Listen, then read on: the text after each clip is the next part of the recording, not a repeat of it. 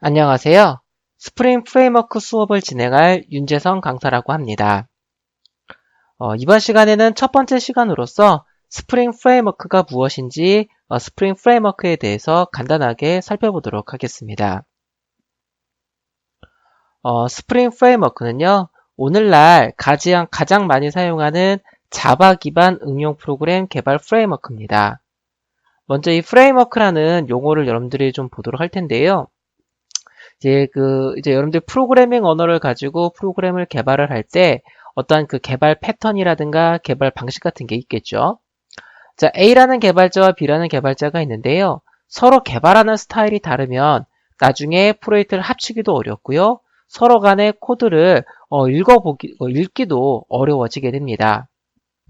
그래서 프레임워크라는 거는 여러 개발자들이 하나의 프로젝트를 작업을 할 때 어떠한 식으로 작업을 하자라는 그 개발 방식을 정한 거, 그거를 바로 프레임워크라고 부르는데요.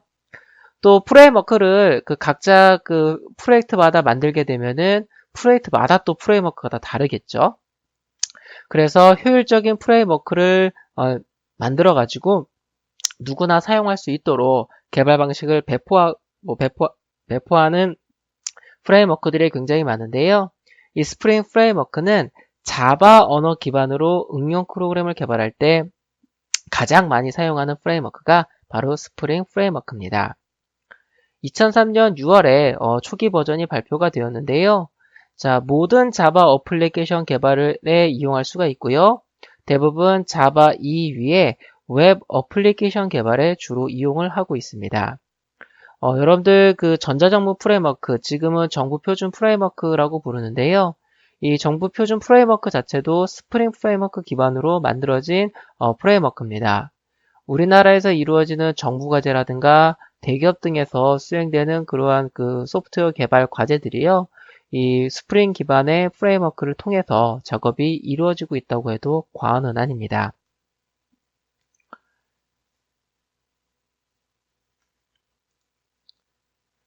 자, 특징을 좀 살펴보도록 할 텐데요.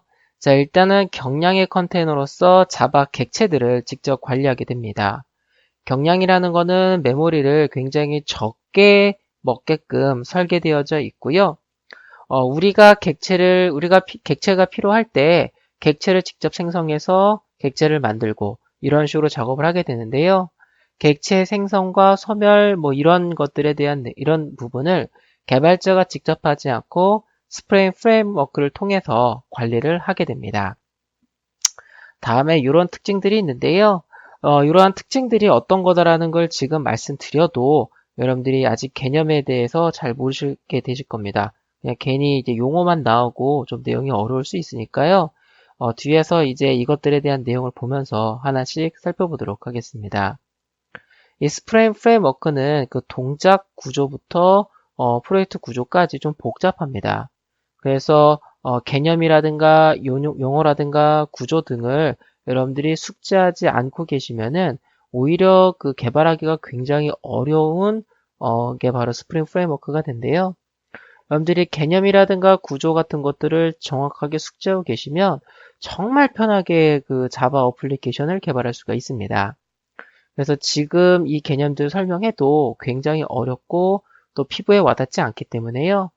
이러한 개념들에 대한 내용이라든가 동작 원리, 용어 같은 경우에는 수업을 진행을 하면서 하나씩 설명드리도록 하겠습니다.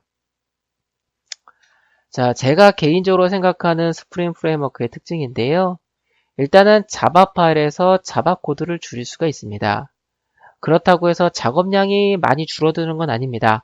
작업량이 줄어들긴 하는데요. 작업량이 줄어드는 부분이 이 프로젝트를 하다 보면 중복되는, 즉 반복되는 코드가 항상 나오는 부분이 있습니다. 그래서 그런 부분들을 해소할 수 있다는 점을 특징으로 가지고 있습니다. 그렇다고 해서 작업량이 굉장히 많이 줄어든다 이런 거는 아니고요.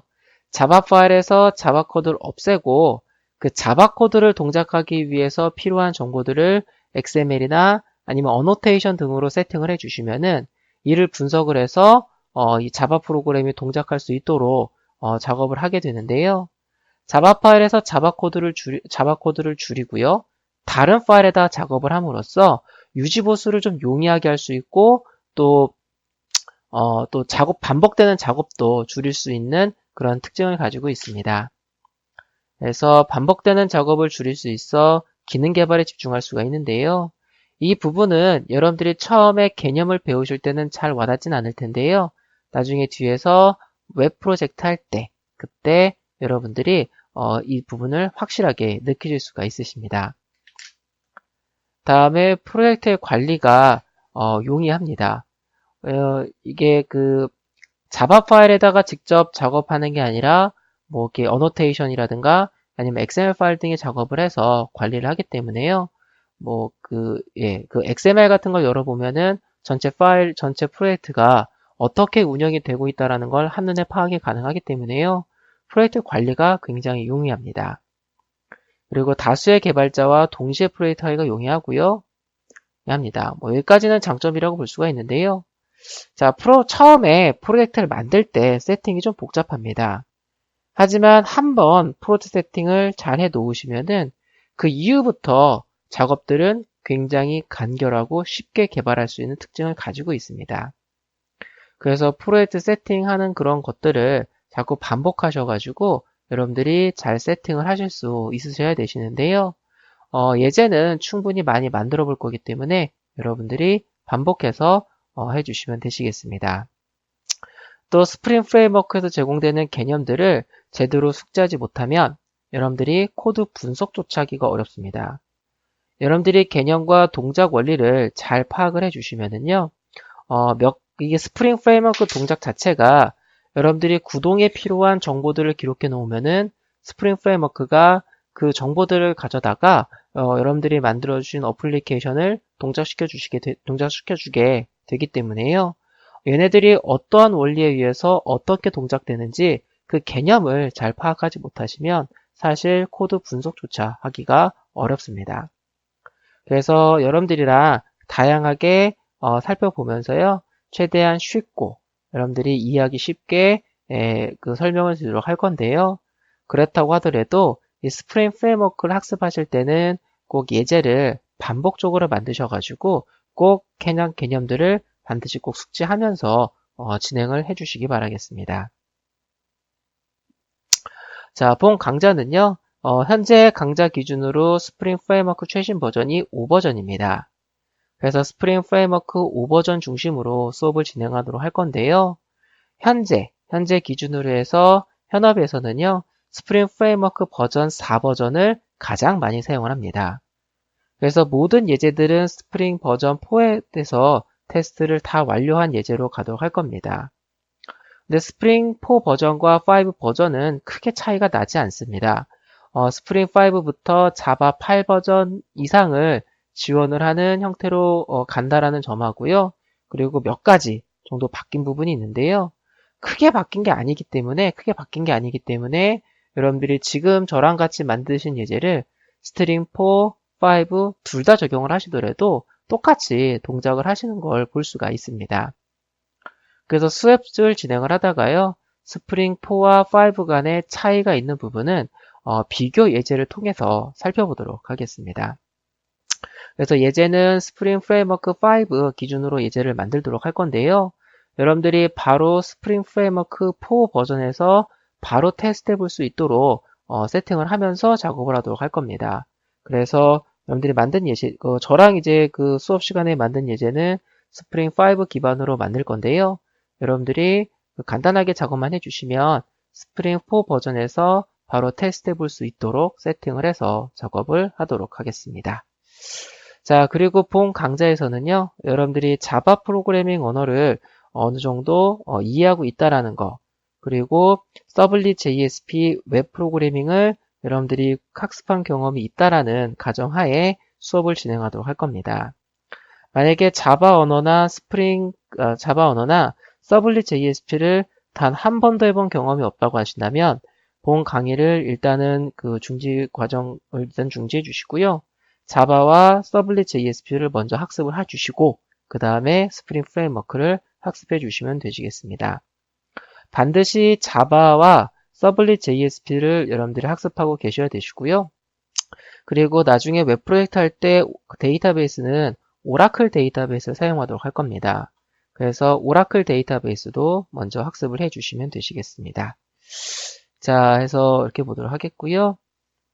자, 스프링 프레임워크는 자바 어플리케이션을 보다 쉽고 빠르게 개발할 수 있도록 만든 프레임워크가 되겠습니다. 자, 자바2E 기반 웹 어플리케이션 개발에 널리 쓰여지고 있고요. 오늘날은 이제 다양한 부분에서 사용을 하려고 시도하고 있는 게 바로 스프링 프레임워크다 라고 보시면 되시겠습니다. 자, 스프링 프레임워크의 개요에 대해서는 여기까지 보도록 할 텐데요. 원래 그 개요가 더 많이 살펴봐야만 됩니다. 뭐 아키텍처 구조라든가 이런 것들을 보셔야 되시는데요. 여러분들이 지금 그 구조를 보신다고 하더라도 전혀 자바 개발, 이전 자바 개발할 때 쓰여지지 않는 그러한 부분들이기 때문에 한꺼번에 보시면 오히려 더 어렵습니다. 그래서 수업을 진행을 하면서 그 개념들이라든가 아키텍처 같은 것들은 그때그때 살펴보면서 진행을 하도록 하겠습니다. 자, 스프링 프레임워크 개요에 대해서는 여기까지 살펴보도록 하겠습니다.